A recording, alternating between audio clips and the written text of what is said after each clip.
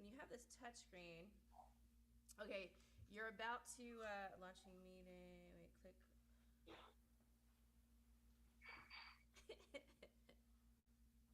Okay. And nobody actually goes anywhere in the building. Oh, there we go. Okay. All right.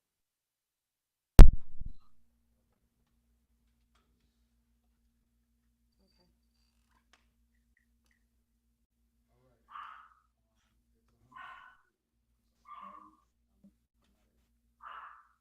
100. What? Why not? Now I hear Oh, you good. here, I'm gonna turn off. Wait, hold on. I got that. What? Oh, sorry. Oh, Or technical. turn off one of your mics. Okay, let's see.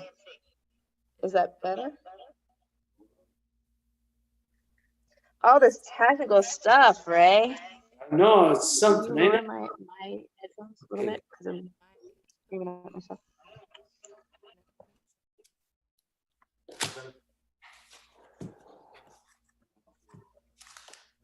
I turned out my phone, I turned out my phone, and You know this what? is Let me on put you. and this is mute.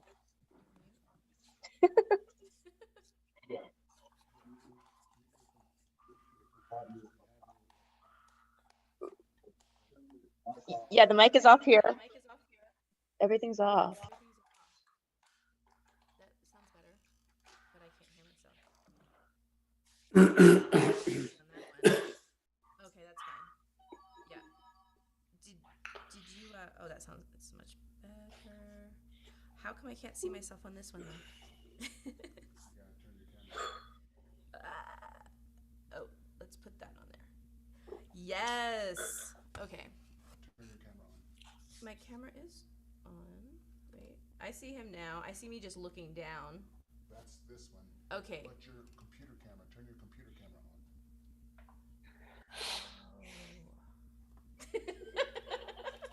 Either that or.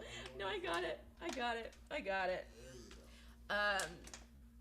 I don't like this angle of me. I'm just kidding. After all that, this is not a good angle. Okay, that's fine. We'll just. You know what? Your camera is up too high. It's just gonna be me looking down the whole time. Which, well, no, you can look into that camera. Oh, I guess I could, but I want to see him. I want to Well, look when at he's him. talking, You don't see me. Yeah, I just want to. I see you perfect. You look great. Thank you. You Thank look great. Thank you. Same here. Am I at the right height? You're perfect. You're perfect. This light is too hot on me though.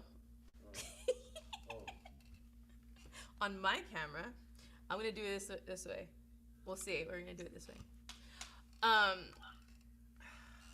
You're back. You're back. It's a little bit better. It's a little bit better. This light is really hot though. It's if you could just get that a little bit. It's perfect on my camera. But Yeah, it's hot on me. Yeah, just lower it a little bit. my camera's doing Woo, that. the lights in here, man. Okay. Ray, I love that. So now I get to actually see all your background. That is great. It's only for when I do podcasts and stuff. Other than that, it's nothing here. Sure. Move the stuff in, move it now. Wait, That's the only thing I got. I got a card table. That's, my computer on a card table because I haven't gotten a real desk. And I said I'm gonna wait until right. people say, "What are you looking for?" I said, "I'll know when I see it." You mean your house isn't a museum of all of your? Well, my memorabilia, yeah, that's about. Well, you can't see. I got pictures around here of my fights, but my wife won't let me put it like you walk in the living room. Right now, you walk in somebody's room. Like I walked in fighters like Larry Holmes and stuff. They have a shadow box, they call it, right in the corner with his belts on it and his the memorabilia. People want to see that. I want to see that. I said, people want to see it. No, they don't want to see it. I said, yeah, they do. Yeah. No, just put it in your office. So for right now, it's here, but that'll change. They do. Yeah, man, it's on you. Okay. All right. We're here. We're gonna start this because we've been recording, but we are live streaming. But for everyone tuned in, we are talking to Ray Boom Boom Mancini, one of the most amazing boxers of all time. No, the right things to say. Thank you. Look. I wanna what I do want to talk to you about, because you know, a lot of people listening or that will be listening to this don't know is how I met you was actually on a movie set, and Right. I think this is a great testament to your talent, because I was living under a rock. I had no idea. Well, also I was there. You know, when you're there to do, I was there to do sound. I was trying to learn all the different aspects. I've been a producer most of my life, and actress most of my life. Right, we talked about that. Yeah. So I come in and I'm here to mic up this actor, and I just thought when I watched you in your scenes, I was like, this guy, he is so passionate. He must have been around acting all his life. I mean, you really went for it, and then to find out that you just started, acting, or you'd been acting, that wasn't your first profession. Yeah, I had been acting. I mean, now I've done. That was my 20th film. Right. Yeah. And then, and it's funny. People's like, "Oh, when did you get in acting?" I said, "I moved to California in 1985. Right. I retired. I had no passion for the sport, no love for it. I've been represented by the William Morrison Agency from 1983 on for commercial endorsements, appearances, commentary, and things. So I was getting offers to do it. And through that time, I was getting acting offers, episodic television, sometimes movies. But I was never able to take advantage of it because I was always in training camp. So then in 1984, Sylvester Stallone's company came and they wanted to do a movie of my life, which is kind of crazy. So they did a CBS joined with CBS to do a TV movie about my life. And Stallone said, "I'm going to let you read. I want you to read for your play yourself." And I'm thinking, well, okay, great. So I read, but they didn't say, they said, look, the director came to me and the producer, they said, look, I never acted before. Don't worry about it. Probably not going to get the role because people, you got to have experienced actors and so on. I said, I understand, but we'll give you the best shot. So I went to LA. I was in a hotel room with them. Action, did the scene. They go, wait a minute, do that again. Did it again. Wait, one more time. Did it again. They go, man, you could act. You could really do this. I go, I ain't acting, man. I live this. So, but I said, man, the best thing was that was the camera didn't punch back. Nobody was, worst thing that happens was take two. I said, man, why did I do this earlier? So I went to LA, I moved out to LA, and that was it for my last fight, which was the second Bramble fight, which was February of 1985, the rematch for my title. He had beat me for the title in June of 84, so this was the rematch. And I lost a split decision, and but I felt very, very good about it. The way I came out, I felt, I went to 15 rounds, went all 15 rounds. It was a real war. I felt I won. I felt I accomplished everything I wanted to accomplish. And so I moved to LA. And so when I came to LA, I was going up meeting with different casting people, and at first, and then I'd go up for episodic television, and I was going up, and sometimes I got a couple of roles. Nothing great, but Tony Danza was a good friend of mine, so I did his show, and but it's playing me basically. Me and Tony playing it. Yeah. Then I did a Spielberg's Amazing Stories. Remember that Amazing Stories? And I did that, and August of '85. They had a cast: Charlie Sheen, Philip McKean. A lot of good actors you would see. And then I said, oh man, I was working, and then I wanted, that I did a TV movie for CBS and all this. I was working, and I said, man, this ain't work. This ain't work. This is paid vacation. They send you to Mexico. They send you all this, do these movies. I said, why didn't I do this sooner? Yeah. And then, but I wanted to take it to the next level. I wanted to do, I wanted to do stuff I seen up on screen. I go to theater for it. And I was just, one of my dear friends was Mickey Rourke, and I was with Mickey, hanging out with Mickey a lot. And I talked to Mickey, and I'd say, Mickey, I really want to do what you do. How do I get there? He said, Raymond, you have to train for it like you did for a fight. You can't, look, he said, you can't, you had the talent for the fight game, and I'm sure you have talent for this, but you train for your fights. You train hard to be where you're at, to be a world champion. You got to do the same thing in acting. It just, and it made sense. So I said, okay. And can you recommend somebody? You recommend an acting coach. And I studied with a gentleman and Howard Fine. Howard Fine was wonderful acting coach. Studied with him for years. And, and finally I'd go up but I wanted to do the art. You wanted to do art. And it's funny because I go and meet casting people and they'd say, well, are you studying? At first, this was before I did study with an acting coach, Howard. They'd say, are you studying? I go, yes and no. I'm not going to classes, but I've been acting all my life on the streets. Yeah, it was funny. But I was being serious. Best actors I know are guys on the streets.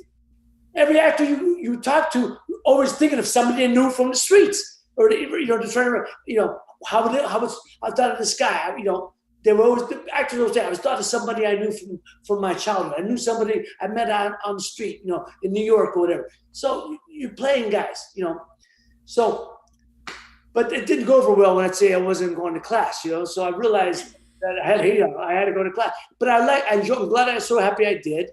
I learned the art. I really learned what acting is about. But it didn't teach me to act. All it taught me is that my instincts were correct. You follow your instincts in the ring, you follow them in acting. And it's funny because people go, oh man, you think you can act? I go, man, I don't know if I can act. I know I can act like I can act. Right. The old saying, right? I know I can act like I can act, but I admire actors. I'm a lover of actors, and I'm a lover of the art, and I'm so happy I did. Yeah, you so many successful people. It's all about discipline, right? Right. And you had so much discipline coming up in with boxing. I mean, of course you were just gonna knock it out of the park with acting too. You kind of have to, like Mickey Rourke had said, just take it into that as well. But man, one thing I learned is that I love the challenge when I thought, as in life, different roles. You gotta learn how to change in the ring. I always compare acting with fighting. So you said that earlier. It's a great analogy. I always said same thing it took to be a good fighter will take to be a good actor. That's discipline and focus. You said it. You stole my word. I've said that forever. I said when I'm in the ring, I'm focused on my opponent. I block out the crowd. I block out the referee. It's me and you. You hit me with a shot. I got to counter you with a shot. Mm-hmm. I got to counter you with two shots. The ebb and flow of two actors is the same way in a great scene, right? Yeah. So it's the same way. Action, reaction. And when you're on a set, you got to block out the crew. You got to block the other actors. It's me and you, the other actor you focus on, right? So I always felt I was farther ahead than most people in that respect. I know how to focus. I know how to stay, the guy in front of me. I don't try to get, all James Dean or Marlon Brando and try to do things. I focus on the guy who's saying the lines to me. I'm looking him in the eye. I want them to look me in the eye. And sometimes I've worked with guys, they start doing it, but that's fine. But I'm still always studying on them. I say my lines. But here's the thing. I've done things and people go, wow, man, that was great. Where did that come from? Look, I've lived a little bit. I've had some life, different experiences. And I didn't know before I started that when you tap into those emotions that you're doing the so-called method, right? I didn't know I was doing the so-called method before I studied. I did study the method with Howard Fine, but I didn't know I was doing the method until I started working with Howard and realized, okay, you go back into your life, you find those moments. But here's the difference. I'm not going to therapy after I'm done. When I leave the scene, I'm going back to my room. I'm going back to my wherever I have to go.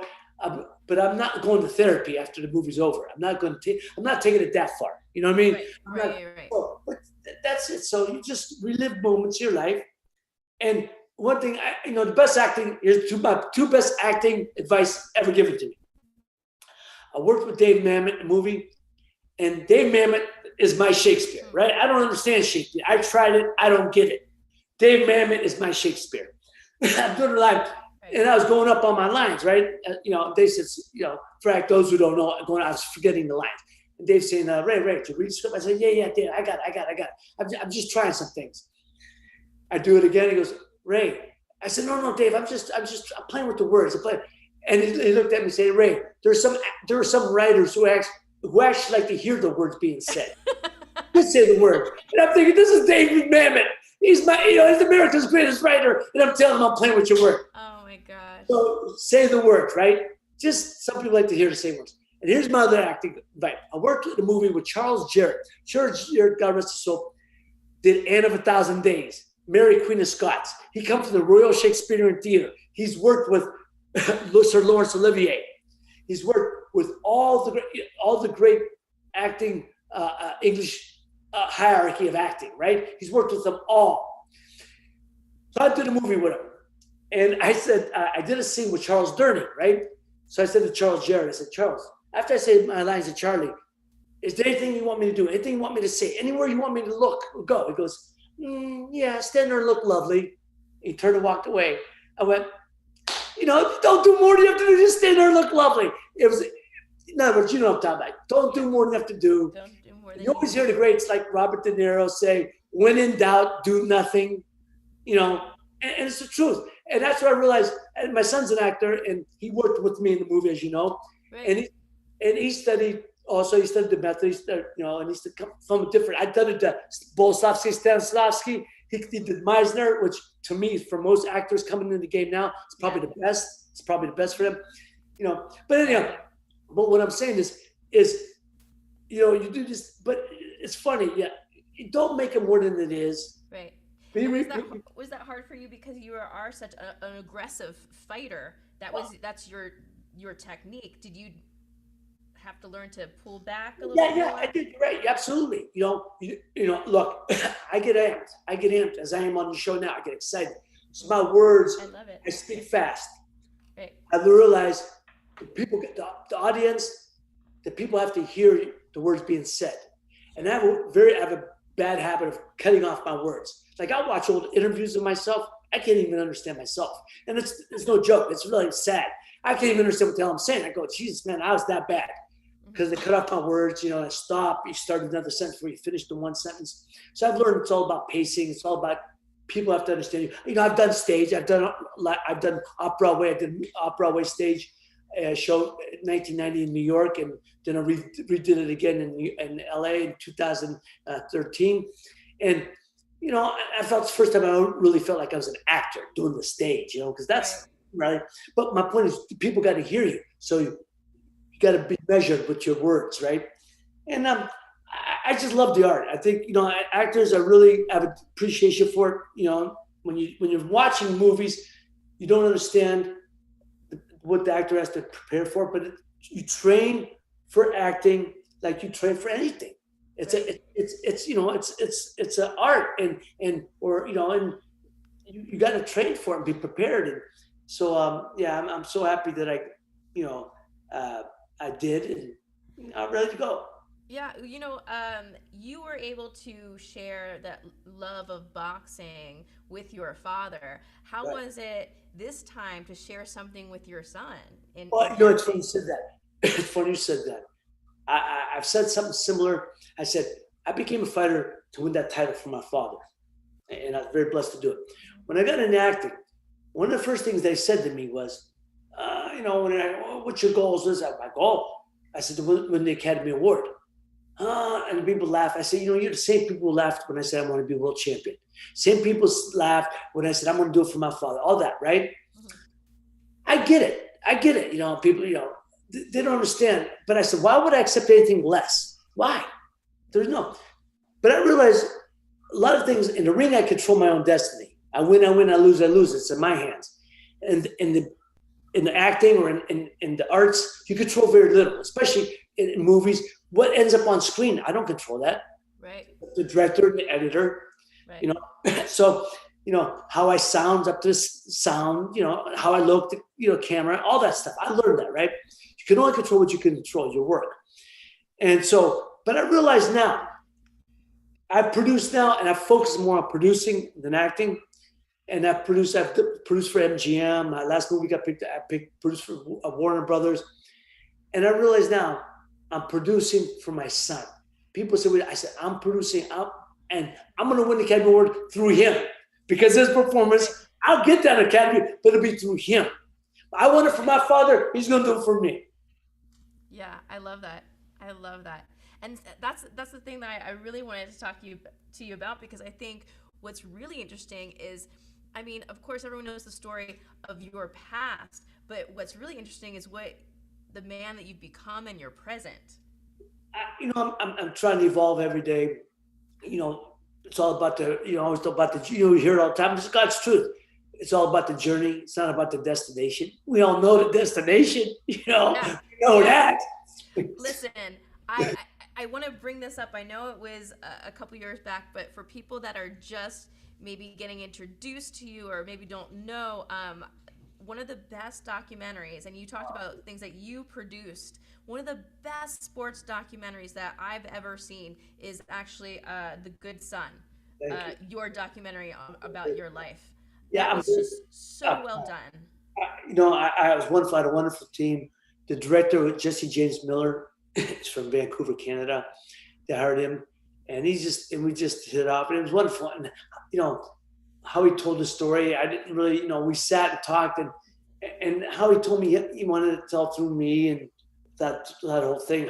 I trust him. You learn more than you know better than me. You got to trust the people you work with. It's funny. I produce, right? But it's like you work on the sound, right? Or the camera. I trust you to know the job, to know what you do. One thing I've learned in business, let those who do. I don't do what you do. You don't do what I do. So I'm not gonna be, over your shoulder. Like, I'll get a lot of guys, cameramen, who said, "Hey Ray, what do you think of the Canon XL50?" I go, "What the hell is that?" "Well, it's the lens." And I go, Is it a good lens? "Oh, yes." I said, then use it. What are you asking me for? That's why I hired you. I don't, look, should I know about that? Maybe I should. I'm the creative side. I'm the guy who goes after the money. I'm focused on I'm counting on you to know that stuff. So, it's the same thing when people come to you, directors, other actors, you trust the other actors to know their lines, to know their role. And so, same thing with sound and everything, just everything with the production. That's why, I learned to trust Jesse, and he just said, if you trust me, believe me, I'm going to make you look good, and I'll make this the best project. You'll be very proud of this. Let's do it. Same with Mark Kriegel, wrote it. Mark Kriegel, now here, let me go back a little. When I met with Mark Kriegel, he called me one day. Mark did a story on me years ago when he was in New York, writing for the New York Post, and New York Times. I'm sorry, and and then I heard he moved to LA, and I got in touch with him through a mutual friend, just to check. Let's meet for lunch, and he had just moved there. So anyhow, he had no friends, and I introduced him to Eddie O'Neill's from Youngstown. So to make a long story short, one day Mark calls me and says, "Hey, I'd like to talk to you." We talk. He says, "I owe Simon & Schuster one more, and I want to do it on you." I said, "What do you mean?" He said, "I own one more book. I want to do it on you." Now, I was flattered because through the years I've been approached different times, but I was never the right person, never the right time, never the right writer.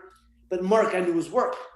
And so I said, "Man, I'm honored, Mark." And then initially he said, "Look, but I'm going to tell you right now, you can have no say-so on what I write." He said, "I'm going to go to every dark place you don't want to go, the death of your opponent, the death of your marriage, everything place you don't want to go." Right. He said, "But if you want the best story of fathers and sons," because he told me it's a love story between fathers and sons. And I said, "Okay, I buy into that." But that's what he said. "I'm going to go every dark place you don't want to go, and you have no say-so." He said, "But if you want the best story of fathers and sons, I'm your guy." I said, "Okay, let's do it." Because I knew his writing. Was that what you landed on, was Fathers and Sons, after you spoke with him about your whole life, or he just automatically went in and said, "This is the storyline"? Yes, that's it. He said, "This is what I want." It's a love story. It's a love story between you and your father. It's a story of fathers and sons. He said, "For you and your children." He said, so it was wonderful. He really had a grip on what he wanted, on the story, how we wanted to tell it, and I bought into that because it wasn't a boxing story. It was a love story. boxing was, happily part of that. Boxing was the I don't know, mechanism or whatever you want to call it. That me and my father, I always wanted to be my father, and that's as a little boy. And that's the point. And boxing was, so proud of my father. He was everything I wanted to be as a fighter, as a man, as a father, as a fighter. So I bought into it because he approached me with a different, something I never thought of. It wasn't a boxing story. And that's always when people come at you. It's a boxing story. It's a boxing story. Early on when people would approach me, I said, nobody's interested in boxing, my story anymore. It's been told, in the press. Right. How many times can you hear it? Right. That's what I think was so great about it. I love the 30 for 30s. I love a great documentary. And Me too. And you're right. It isn't just a sports documentary. It is about the life and the through line of even the passion about why behind everything. It was just so lovely. And I think I really, really enjoyed it. And I think you take that passion. Where does that come from? That passion that you have, like even in that movie, your brother, you mentioned Tony Danza, which is really funny because I thought your brother looked like Tony Danza. For years, people would mistake him. Hey, for years. And they did. It was scary. When I showed Tony pictures of my brother, he said, wow. He is a dead ringer. Dead ringer for it, for sure. Wow. And they would have beat it up. And they're around the same age. Tony might be a year older than my brother. You do talk about, how he didn't have the discipline and maybe not the passion that you have, but you seem to bring that passion to everything you do. And I just like to, I think about, because I remember, because I work with you and your son, and how do you translate that into that passion? How do you try to, it's infectious to me, but I'm also another person like yourself that's very energetic, very talkative, I guess the question here is what makes you that type of gives you that passion and that drive? What do you think it is? Well, look, I'm fortunate that I've always had that. I don't know, Amanda, I think in life, for instance, like fighters are born, they're not made. Right. With the fighting spirit or you're not. So you can't make a fighter. You either have the fighter's heart or you don't. Yeah. You can teach a guy how to fight and all that. You can learn the technique, but you can't teach this, right? Yeah. I think a lot of us, the same thing with the passion. And I've always had a passion for things in life, that you want to love, or even the things that you don't know so much about, but you want to try to I'm always trying to broaden my scope, so to speak. I'm always trying to look different things. And, I've done different things. I've tried just the fact to say, okay, I did it. I did stand-up comedy on a dare. I did that. I said, really? hey. How did that go? I got some laughs. That's it. I did it at the Improv. But Bud Freeman and these guys dared me to go up on, Sunday night on free mic. I said, I'll do it. That's it. It's that fearlessness that you I think, too. Oh, but I can tell you. Fearless. Were you scared? My ass puckered up so much I squeaked when I walked. Oh, man. Because I'm going to tell you what. People say, I said, it reminded me in the sense when you get in the ring. But the difference is in the ring, I knew what I was doing. Here, I didn't know what to expect. I wrote some jokes. My good friends, Tommy Dreesen is a good dear friend of mine. Right. Jimmy Alec. And so I run by these guys, and they just tell me, go have fun. I said, yeah, but I don't want to be like, make a jerk off of myself. I want to, no. So I went out there and told a few lines and got a few chuckles, a few more jokes. I got a little more chuckles, and they got some laughs. Like, hey, man, 5 minutes. I said, thank you and good night. You know what I mean? Go out on a high note, right? Yeah. But you try things. So I think that's what I have a passion for life. I want life, as they say, the old saying, life is meant to be lived. And how many times you see it now that what's that new thing? I see it all the time. It isn't the years in your life, but the life in your years. And and you hear that. How many people know that saying? It's not the years in your life, but the life in your years.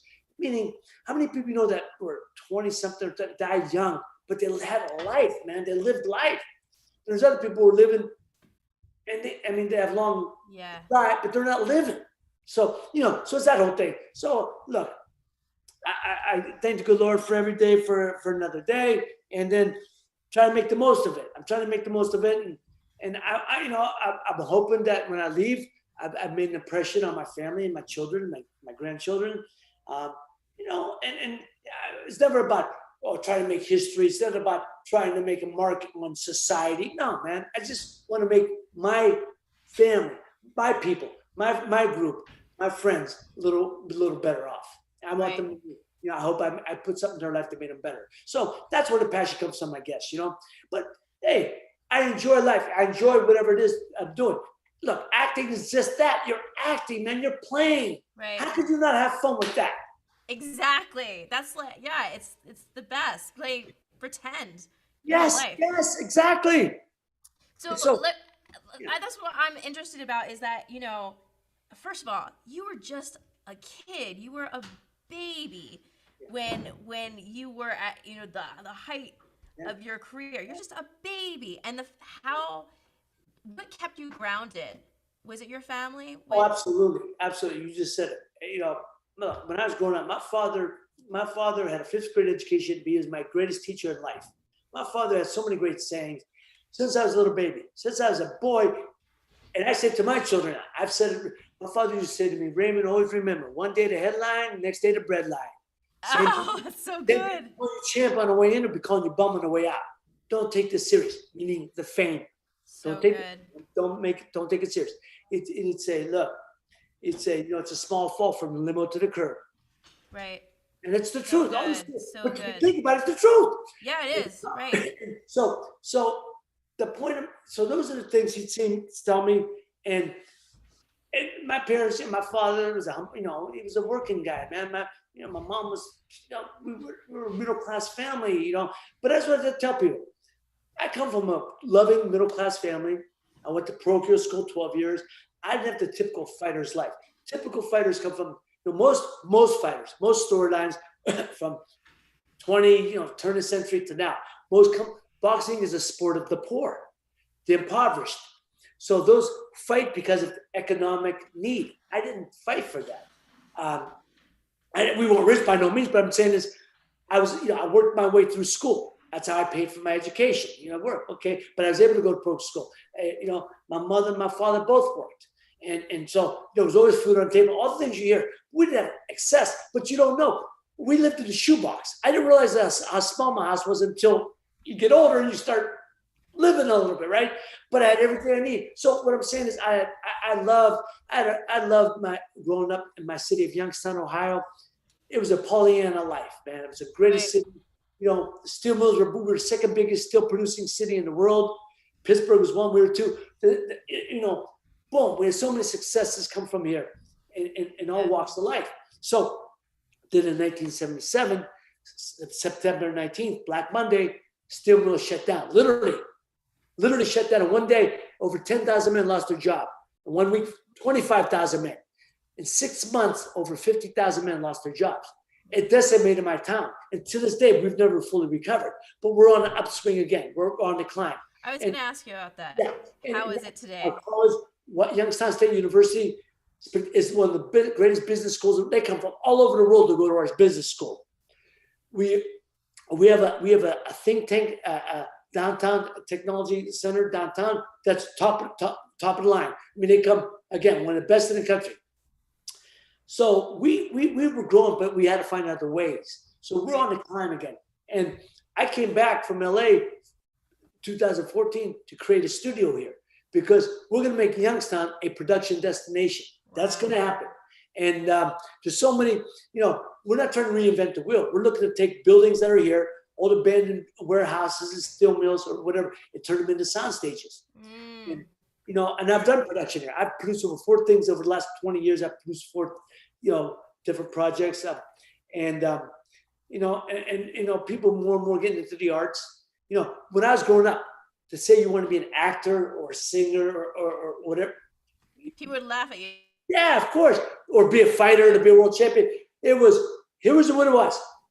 Go to high school, graduate, get that education, graduate, get a job in a steel mill, meet a nice girl, get married, raise a family.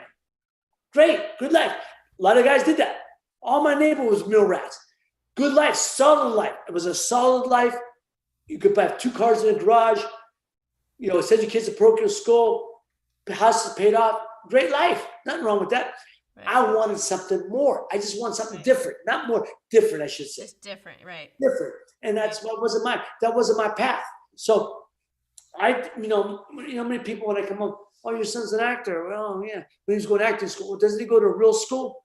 I said, acting is a real school. It's like you know, here we have tech schools, you know, for people who go to learn about different, you know, if you're going to work, you have to be a laborer. If you're going to be a carpenter, you know, you go tech school, you know, you go. Right. A trade school. Right. I said, acting is a trade. He goes to a trade school, Yeah. you know. And I said, look, I went to trade school. I said, I wasn't made for college either. I said, I just happened to be, my trade was boxing, you know. Right. I went to New York and applied my trade. Right. Do you think that timing is very important? I think Everything. everything. So do you think that because of what happened in Youngstown and the time that it was, and when you came up and came, you know, out, that helped you? Like, do you think that you could do the same thing today? Oh, it's totally different today. I mean, Yeah. I don't know. There's not a lot of fighters around anymore. I mean, you're Yeah. still got them, but I don't know. That's a good question, man. I never thought of it that way because I always knew from day one I wanted to be a fighter. It was nothing. Right. Sure. Well, for me, I would have been a fighter no matter what. But you know, but at that time, there was a lot of guys who were fighting. You know, we had a lot of good fighters in this area, but nobody went. They were all like road warriors. You know, they were living in Youngstown, training here and going on the road, coming back. I left. I went to New York because that's what my father did. I wanted to do everything. Yeah. I wanted to be my father, as I said. So I wanted to do what he did, and it was the best thing because when you get ready for a fight, you got to immerse yourself into the culture of that. So I went there to learn trade. At that time, it was either New York or LA, and trained with Murphy Griffith, one of the best trainers in the world. You know, I lived in his apartment, and you know, train at Times Square gym. You know, you take your stuff on your bag, go to the subway, take the subway, learn. You know, you lived the New York life. Right. Because you're going towards something. It's always towards the goal, the dream. It's, you know, the climb. It's all about the climb, and Right. that's what I always say. And I tell when I speak, I do speaking engagements. I told my children, it ain't about the distance. It's all about the journey, man. It's all about the climb, the hunger. Right. You won't remember when you were hungry, because when you hit, you don't ever want to feel that way again. You know. Right. So it's the same thing in acting. I try to tell my son Leonardo now. But it's like, you know, something. I know it gets frustrated. I know it's hard for him because, especially now, nothing's happening in LA. LA's shut down, Yeah. and he's trying to apply. He's still on a class. He does his class every week online. He loves it, man, because he has a passion for it. You know, I wish I had that passion again. You know, I wish I did. I love acting. I like acting. I'm not saying I love it. Right. But I love producing. I love taking something Wow. from nothing and taking it through fruition and seeing it up on screen. So is that something that you always felt that you had, or something that you then realized after boxing? I didn't know. You know, again, everything's a transition. I never thought of getting in the entertainment business at all. I didn't. Right. This happened to be, I was represented by William Morris. Opportunities came. Yeah, let's do it. Right. But then I learned early on being out there for the first year or so, I was on the goof, having a good time. You know, like I said, I was going up for auditions, get some, you win, lose some, right? Yeah. You know, I was having a great time. It wasn't until about 4 years into it that I started saying, I want to do this, take this, you know, about 3 years. And that's when I started studying. And even then, though, you know, I'm still, I walk into class. Even now, I walk in for auditions. Oh, you're the fighter that's acting. After I did I did a couple pictures and I did some TV. They said, "Oh, you're the fighter that's acting." I go, "No. I like to think of myself as the actor who fought." Yeah, that's great. See, then we had, because I didn't know that you were a fighter. I saw you just as this amazing actor that just gave it all, man. That's very kind. It was so great, and people don't know that. Yeah. appreciate that. But man, I think for me, what I'm able to do is, I think, I don't know, I'm fortunate and blessed. I'm able to, like I said, you see people, you live life. I lived a little bit of life, so it's not hard to tap into some emotions. It's not tap into, you're playing, you become a character, that's fine. And like Dave Mamet gave me great advice.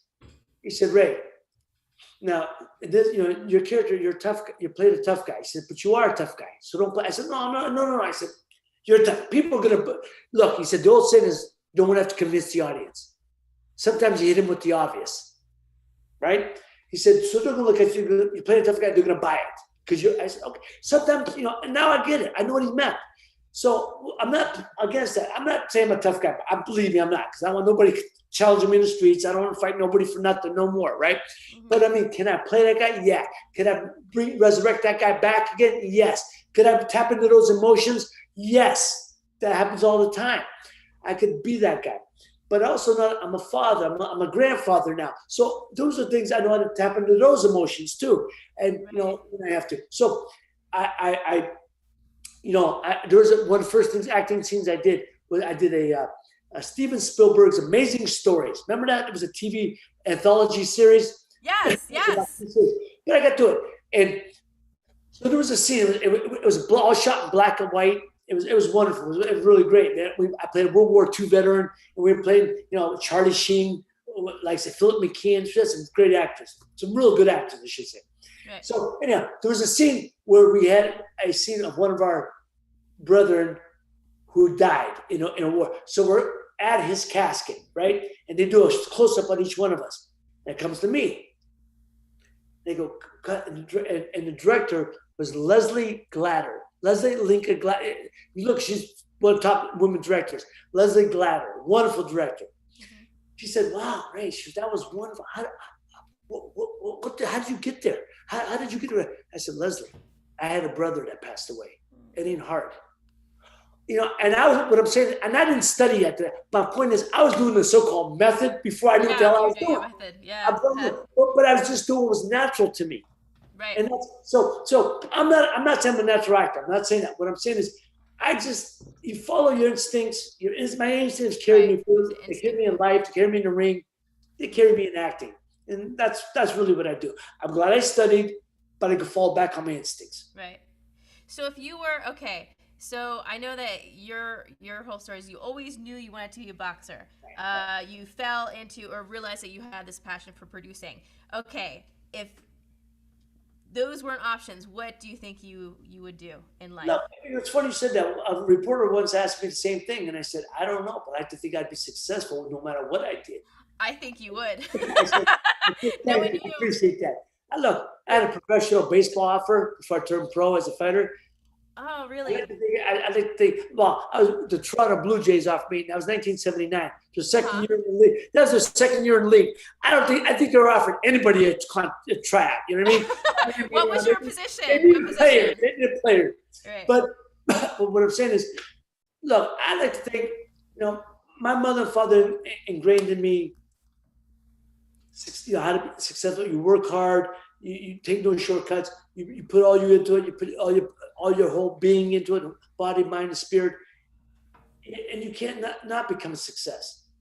I think it's those who tap dance. They think about, I love when people say, "What do you?" Well, I'm thinking about becoming an actor. No, you know what? Don't do it.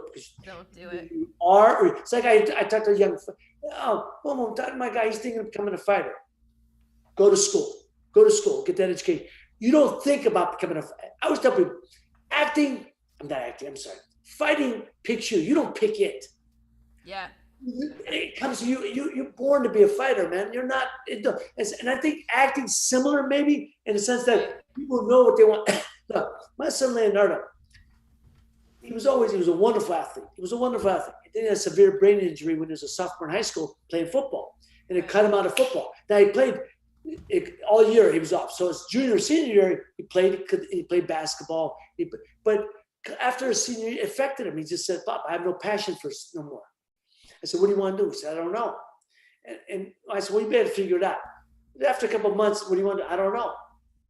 And I said, finally, I got like 3 months later. I said, what are you going to do? He said, Pop, I'm not you. I don't know what I want to do since I was 5 years old. I said, oh, okay, man, Right. you're right. I said, I can't understand that because I always knew what I wanted to do. I always knew what I wanted to be. So I said, okay, babe, we'll figure it out. We'll figure it out. And then about a couple of days later, I said, Pop, I know what I want to do. I want to be an actor. Now, my son, I have 3 children. Leonardo is very introverted. He's very much his mother's spirit. Very much bashful. But that's what you get it. Because those are the people who blossom on screen. They blossom on stage. And we found a school, Ruskin School of Theater, 2 blocks away from us in Santa Monica. He went there and he still does classes online. He has an acting coach he met there. And he still works with his acting coach. Last night he had an acting class online. He loves it. Yeah. That's why he's gonna be a success. I tell people my son's gonna be a star, not because not because he's my son, because he's done it the right way. He's gone through a 4-year program. He went to a master's program. He's done it on stage. He's been up for awards on stage. He's done some film. He hasn't, done enough yet to get an agent yet. You got to get that, real. But now he does classes still twice a week. I love that about him, that he has a passion for what he does. So the passion and discipline and family values. That's what you try to teach. Look, man, that's what you try to teach. You try to teach your kids, no matter what, you love your kid, no matter what you do it. But you love, not in a way, you have a love for people. I want them not just love, love for people. You do for people. Because people, God forbid, you hope they would do something for you. Yeah. So last thing I want to ask you, because I love these stories of like, because you were saying you did a lot of theater, and I love just, you have any awful or silly kind of embarrassing stories that have happened? Either I just love any type of those theater fight stories, anything like that. Anything you want to share with us? Well, it's funny. Leonardo tells everybody. We were doing, of course, your son's gonna do that. we were doing our scene together because when I did it in 1991. How about this? I did it while my ex-wife was pregnant with my son. My wife at the time was pregnant with Leonardo. He was born on Thanksgiving Day, 1991, while we were in the middle of the play. But we had that day off. But we did, right? So we do a Thursday, Friday, Saturday, down on Bleecker Street in New York, down in the Village, right? Mm-hmm. Right? Thursday, Friday, Saturday.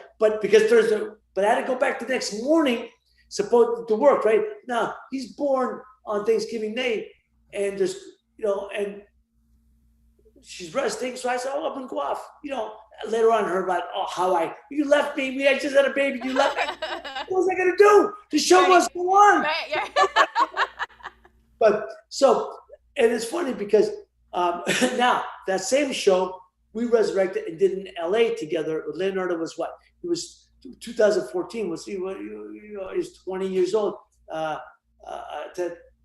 23 years old. 23 years old. Uh-huh. So we did the same play. And when I was in New York, there was 3 of us: me, Nick Turturro, and Holt McCallany. Right. They've had pretty good. Holt's working all the time now. God bless him. And Nick Turturro's had a good career. Mm-hmm. So we used to 2 to 3 one acts. But when we did it in New York and LA, all we had to do was 1 act, right? So we did the 1 act. So me and my son did this scene. So during the scene, I didn't realize we're a lot of words, just 2 guys.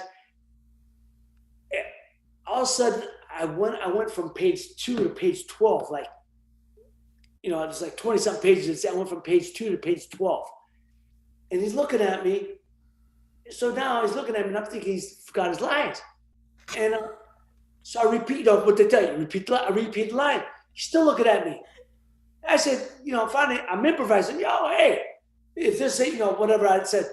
And he went on with it. But he said, Pop, I'm looking at you because you skipped 10 pages.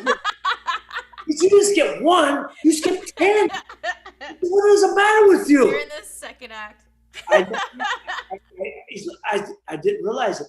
It's like I said, our act was, each act's about 20 pages or 20 minutes each. I cut out 10 minutes. I Right. didn't, and I go, oh man, Wow.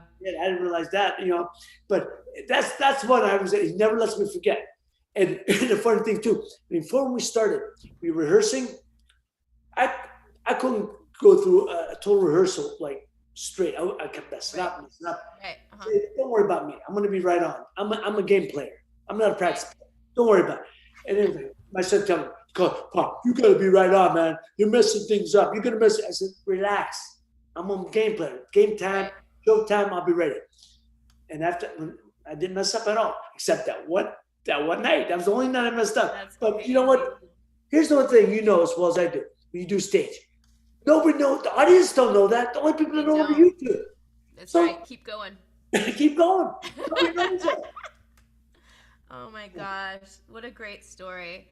My goodness, I could talk to you for days and days and days. Yeah, I'm enjoying this. I'm really enjoying this. And we're gonna have to have you come back Please. tomorrow and talk to me some more, because Let I me want just to hear all these stories.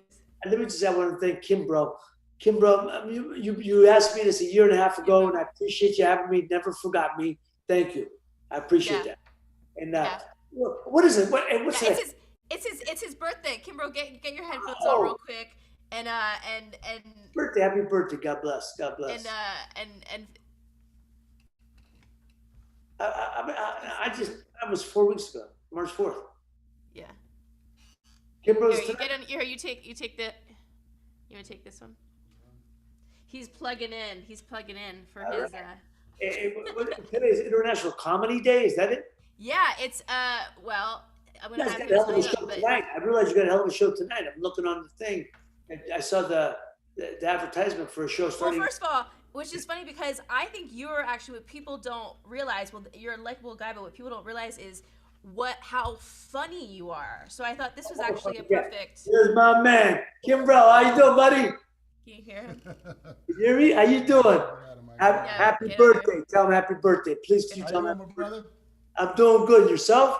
I'm doing great, man. It's my birthday, so Yes, 6 happy feet birthday. versus 6 feet under, man. You know I'm loving life right now. Well, my birthday was a month ago, right? And it's funny, and you're watching TV and they're talking about how people 16 over can get the COVID shots. And I'm sitting there watching going, oh shit, that's me now. That's me. It's like they were talking about somebody else, but you don't realize, oh, that's me. I Because know.